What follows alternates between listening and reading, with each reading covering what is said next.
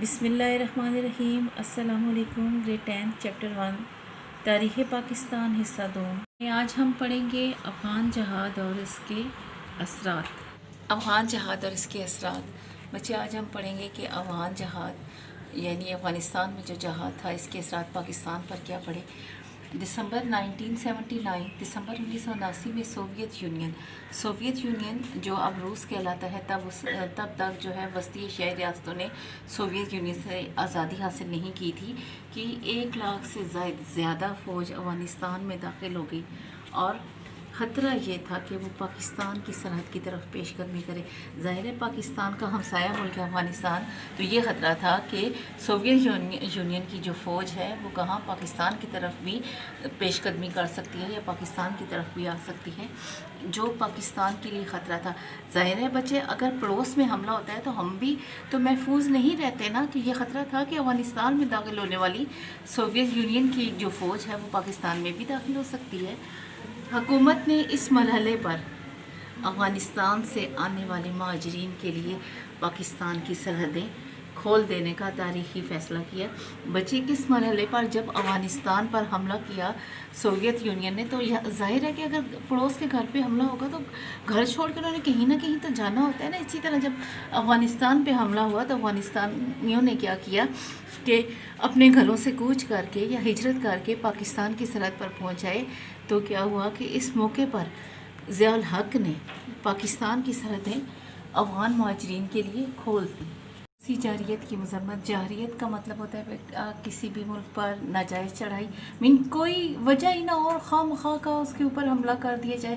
اگر کوئی غلطی ہو کسی ملک کی تو اس کے اوپر جو ہے وہ حملہ کرنا بات بھی بنتی ہے، لیکن یہ جارحیت تھی بلا وجہ سوویت یونین نے افغانستان پر حملہ کیا تھا۔ تو مذمت کا مطلب ہے کسی بھی چیز کی یہ غلط بات کی مخالفت کرنا۔ سفارتی سطح پر حکومت نے اس جارحیت کا مقابلہ کرنے کے لیے سب اسلامی ممالک کے ساتھ رابطہ کیا، امین ان کے ساتھ بات چیت کی اور 1980 میں اسلامی وزرائے خارجہ کا ہنگامی اجلاس اسلام آباد میں طلب کر لیا۔ اب اس کے بعد دیکھتے ہیں کہ امت مسلمہ کے نمائندوں نے افغانستان کی انقلابی حکومت کو تسلیم کرنے سے انکار کر دیا۔ انقلابی حکومت حملہ کر کے انہوں نے روس نے یا سوویت یونین نے اپنی حکومت وہاں پہ قائم کر دی تھی اور روسی جارحیت کی پرزور مذمت کی۔ بہت سخت الفاظ میں کہا کہ یہ غلط بات ہے کہ خواہ مخواہ کسی ملک کے اوپر اس طریقے سے حملہ کر کے قبضہ کر لینا۔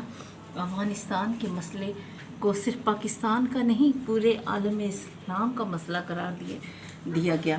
اب دیکھیں کہ افغانستان کا مسئلہ صرف پاکستان کے لیے نہیں تھا کہ وہ پاکستان کا پڑوسی ملک ہے۔ آج افغانستان پہ حملہ ہوا ہے، اسلامی ملک ہے، تو کل کسی اور اسلامی ملک پہ بھی تو حملہ ہو سکتا ہے۔ اس لیے اس مسئلے کو پورے عالم اسلام کا مسئلہ قرار دیا گیا اور افغان مہاجرین کی آمد سے پاکستان پر معاشی بوجھ کو مل کر اٹھانے پر آمادگی ظاہر کی۔ کہا کہ پاکستان کی مدد کریں گے معاشی طور پر، معاشیات جس کا تعلق پیسے سے ہوتا ہے، کہ ان کا بوجھ مل کر بانٹیں گے۔ اگر ہم دیکھیں ہمارے گھر میں اچانک سے مہمان آ گئے اور ہم کھانا کھا رہے ہیں، اوپر سے مہمان آتے ہیں تو چچی کہتی ہیں ٹھہرے ہمارے گھر میں بنا ہوا ہے کھانا، بریانی بنی ہوئی ہے، ہم لے آتے ہیں۔ تو یہاں یہ حال ہے کہ انہوں نے کہا کہ انہوں نے اسلامی ممالک کے جو وزرائے خارجہ تھے کہ ہم بھی یہ جو بوجھ اب پاکستان کی معیشت پر آن پڑا ہے افغان مہاجرین کا، ہم بھی ساتھ مل کر مدد کریں گے۔ مہاجرین کی امداد۔ پاکستان کی حکومت ایک طرف تو افغانستان میں روسی جارحیت کے خاتمے کے لیے کوشاں تھی کہ کسی طریقے سے جو روسی حکومت یا سوویت یونین ہے کیا ہے کہ وہ واپس چلی جائے یا پھر وہاں پہ جو ہے اپنی جارحیت ختم کر دے، اپنے ملک واپس چلی جائے۔ تو دوسری طرف لاکھوں مہاجرین کی امداد کے لیے جو آئے ہوئے تھے افغانستان سے پاکستان، ان کی مدد کے لیے سرگرم عمل تھی، ایکٹیو تھی۔ مہاجرین کے لیے ترقی یافتہ ممالک نے امداد دینی شروع کر دی۔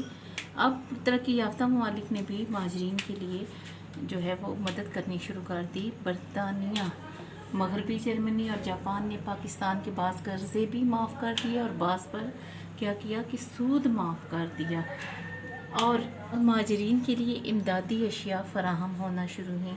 مہاجرین کے لیے مختلف چیزیں بھیجنا شروع کر دیں۔ پاکستان میں کس نے؟ ترقی یافتہ ممالک نے۔ امریکہ کی امداد بھی 2.5 سال بعد پاکستان پہنچنا شروع ہو گئی. کس کے لیے؟ افغان مہاجرین کے لیے. افغان مجاہدین کا جہاد. نیکسٹ آئٹم ہم دیکھتے ہیں افغان مجاہدین کا جہاد. افغان مجاہدین روایاتی پرانے ہتھیاروں سے ہی روس کا مقابلہ کر رہے تھے. ان کے پاس جدید ہتھیار نہیں تھے. روسی طیاروں کے مقابلے میں افغان مجاہدین کے پاس کسی قسم کے طیارہ شکن میزائل نہ تھے. جو ہوائی حملہ کر رہا تھا نا روس افغانستان پہ، ان کے پاس وہ جو جنگی جہاز گرانے والے میزائل نہ تھے. روسیوں کے اچانک ہوائی حملے سے مجاہدین کو کافی نقصان اٹھانا پڑا، مگر کیا تھا کہ مجاہدین کے حوصلے پھر بھی پست نہ ہوئے، ٹوٹے نہیں، بلکہ انہوں نے مقابلہ جاری رکھا. کس سے؟ روس سے. سوویت یونین یا روس دونوں ایک ہی نام ہے. اب نیکسٹ آئٹم ہم دیکھتے ہیں چین اور امریکہ کی مدد. کس میں؟ افغان جہاد میں چین اور امریکہ کی مدد یا امداد. پہلے 2 سالوں میں صرف پاکستان ہی افغان جہاد کی ہر لحاظ سے مدد کرتا رہا ہے. افغانستان میں جو جہاد جاری تھا سوویت یونین کے خلاف، پہلے 2 سال تو صرف پاکستان ہی ہر طرح سے ان کی مدد کرتا رہا. کن کی؟ افغان مجاہدین کی. البتہ بعد میں چین نے کہا کیا کہ روسی ساخت کی بندوقیں مجاہدین کو فراہم کی. عرب دنیا سے بھی بہت سے رضاکار، کیا ہے رضاکار، جو فری میں کام کرتے ہیں، پیسے نہیں دیتے، جہاد میں شامل ہونے کے لیے آئے. امریکہ نے افغان مجاہدین کو طیارہ شکن توپیں. امریکہ نے کیا کیا؟ طیارہ شکن توپیں، طیارہ گرانے والی، جو جنگی طیارے گرانے والی توپیں تھیں وہ فراہم کی، اور اسٹرنگر میزائل فراہم کیے، جن کے پہنچنے سے جنگ کا نقشہ تبدیل ہو گیا. کون سی جنگ کا؟ افغان مجاہدین جو لڑ رہے تھے جنگ سوویت یونین کے خلاف، اور روسی افواج کے لیے واپسی کے علاوہ کوئی راستہ نہ بچا. گریڈ 10 آج ہم نے افغان جہاد اور اس کے اثرات پڑھا. آپ نے نیٹ اینڈ کلین لکھنا بھی ہے، یاد کر کے ان باکس میں سنانا بھی ہے. انشاءاللہ آپ کو رسپانس دیا جائے گا. اور اس کے ساتھ ہی ایک کوشچن بھی ہے آپ سے کہ یہ بتائیں کہ آج کل پاکستان کا وزیر خارجہ کون ہے.